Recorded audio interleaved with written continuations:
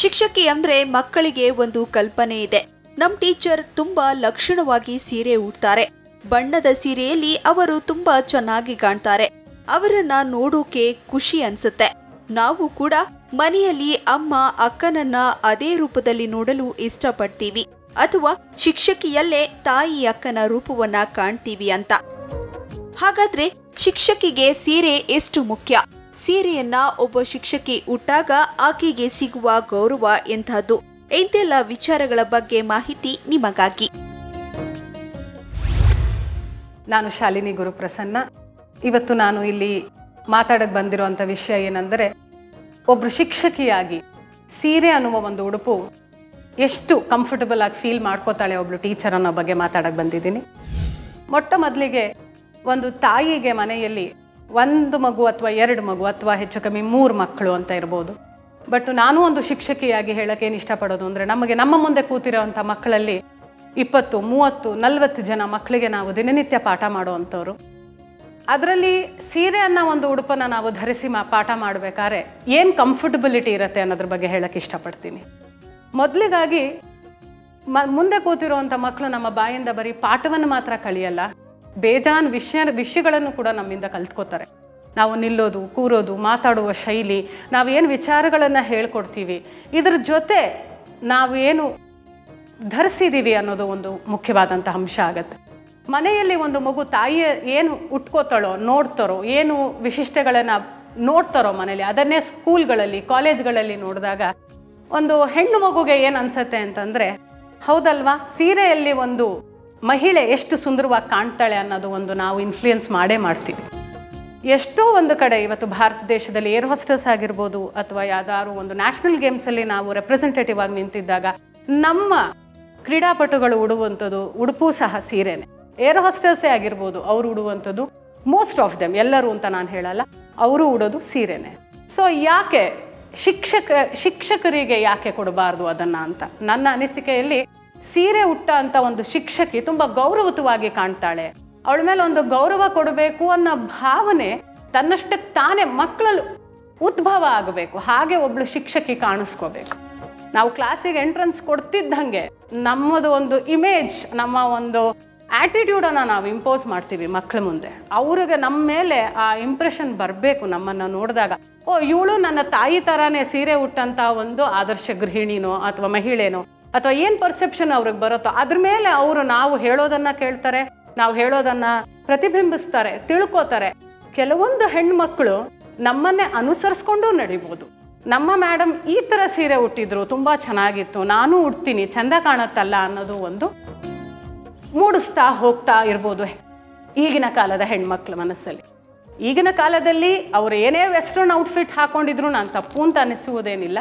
But ಅದರಲ್ಲಿ ನಮ್ಮ ಸಂಸ್ಕೃತಿಯಾಗಿ ತಲೆಯಾಂತಮಾರದಿಂದ ನಮ್ಮ ಅಜ್ಜಿ, ಅಮ್ಮ, ಮುತ್ತಜ್ಜಿ ಹಿಂದಿನಿಂದ ಸೀರೆ ಅನ್ನೋದು ಒಂದೇ ಶೈಲಿಯಲ್ಲ, ತುಂಬ ರಾಜ್ಯಗಳಲ್ಲಿ, ತುಂಬ ಸ್ಟೈಲ್ಸಲ್ಲಿ, ತುಂಬ ಸಿಟಿ ಸ್ಟೈಲ್ಸಲ್ಲೆಲ್ಲ ಸೀರೆ ಉಡ್ತಾರೆ ಇವತ್ತು. ಅದರಲ್ಲಿ ತುಂಬ ಗೌರವಯುತವಾಗಿ ಸೀರೆಯನ್ನು ಕಾಣುವಂಥದ್ದು ಒಂದು ಉಡುಪು ಸೀರೆ. ಸೀರೆಯಲ್ಲಿ ಇನ್ನೊಂದು ಅಡ್ವಾಂಟೇಜ್, ಬಿಗ್ಗೆಸ್ಟ್ ಅಡ್ವಾಂಟೇಜ್ ಏನು ಅಂತಂದರೆ, ಎಂಥ ವಯಸ್ಸಿನವರಾರು ಉಡ್ಬೋದು, ಇದಕ್ಕೆ ಏನಿಲ್ಲ. 15ರಿಂದ 70, 80 ತನಕನೂ ಉಡ್ತಾರೆ. ಆದರೆ ಬೇರೆ ಉಡುಪುಗಳಿಗೆ ಈ ಅನುಕೂಲ ಇಲ್ಲ. ಉಡಬಾರ್ದು ಅಂತಿಲ್ಲ, ಅಥವಾ ಹಾಕೋಬಾರ್ದು ಅಂತಿಲ್ಲ, ಚೆಂದ ಕಾಣಲ್ಲ ಅನ್ನೋದನ್ನೇ ಹೇಳ್ಬೋದು. ಇವತ್ತು ಕಾಲೇಜ್ಗಳಲ್ಲಿ ಕಾಮರ್ಸ್ ಫೋರಮ್ ನಡೀತು, ಅಥವಾ ಯಾವುದೋ ಒಂದು ಫೆಸ್ಟ್ ನಡೀತು ಅಂತಂದರೆ, ನಮ್ಮ ಸ್ಟೂಡೆಂಟ್ಸ್ ಯೂನಿಯನ್ನಿಂದನೇ ಇರ್ಬೋದು ಅಥವಾ ಎಲ್ಲಿಂದಾನೇ ಇರ್ಬೋದು, ಮೊದಲು ಬರೋದು, madam can we wear blazers ಅಂತಾರೆ. ಯಾಕೆ? ಬ್ಲೇಸರ್ಸ್ ಕೊಡೋ ಅಂಥ ಗೌರವ ಅದಕ್ಕಿಂತ ಹೆಚ್ಚು ಮಟ್ಟಿಗೆ ಒಂದು ಸೀರೆ ಕೊಡುತ್ತೆ.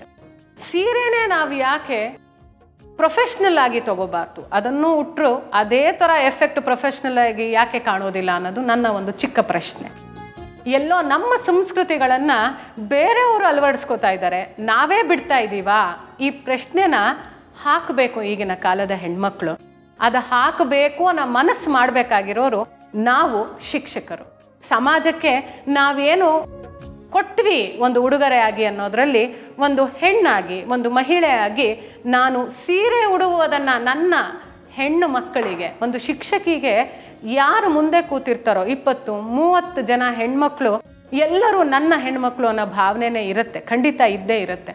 ಅದರಲ್ಲಿ ನಾನು 30 ಜನಕ್ಕೆ ಒಂದು ಸೀರೆಯ ಒಂದು ಏನು ಹೇಳ್ಬೋದು ಅಂತಂದರೆ ಅದರದ್ದು ಒಂದು ಇಂಪಾರ್ಟೆನ್ಸನ್ನು ನಾನು ಹೇಳ್ಕೊಟ್ಟಿದ್ದೀನಿ ಅಂದರೆ ನಾನಲ್ಲಿ ಒಂದು ತಾಯಿನೂ ಆಗ್ತೀನಿ ಅನ್ನೋಕ್ಕೆ ಹೇಳೋಕ್ಕೆ ಇಷ್ಟಪಡ್ತೀನಿ. ನಾನು ಒಂದು ಶಿಕ್ಷಕಿಯಾಗಿ ದಿನನಿತ್ಯ ನೋಡುವುದು, ನಮ್ಮ ಕಾಲೇಜ್ಗಳಲ್ಲಿ ಎತ್ನಿಕ್ ಡೇ ಇರುತ್ತೆ, ನಾವು ಹೇಳ್ತೀವಿ ಡ್ರೆಸ್ ಕೋಡ್ ಕಂಪಲ್ಸರಿ, ಸೀರೆನೇ ಉಟ್ಟು ಬರಬೇಕು ಅಂತ.